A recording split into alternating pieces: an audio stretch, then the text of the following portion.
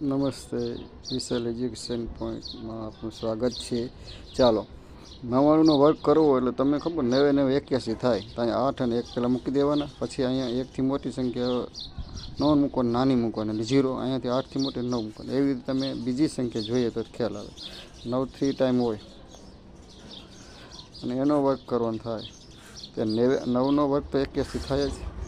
પહેલાં 81 મૂકી દેવાના આવી રીતે.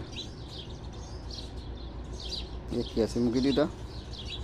હવે અહીંયા 9 3 વખત હોય એટલે 2 વખત ગણવાના, 2 જીરા મૂકવાના, 1થી નાના. અહીંયા 8થી સંખ્યા મોટી 9 એટલે 9 2 વખત મૂકવાના. આ એનો આન્સર જવાબ થશે. આવી જ રીતે હવે જો 9 ને 4 વખત લખો, 3 4 અને એનો વર્ગ કરો તો તમે જોઈ શકશો 99 81 થાય એટલે 81 આ રીતે આપણે લખીશું. અહીંયા તમે જોઈ શકો 1 2 3 4 છે, એમાંથી ઘટાડો 3 થાય તો 3 સંખ્યા આપણે 1થી નાની હોય એટલે 3 મીંડા, 1 2 3. એ તો અહીંયા 8થી મોટી હોય એટલે 3 નવડા, 1 2 3. 9 3 વખત લખવાનું, અહીંયા 0 3 વખત.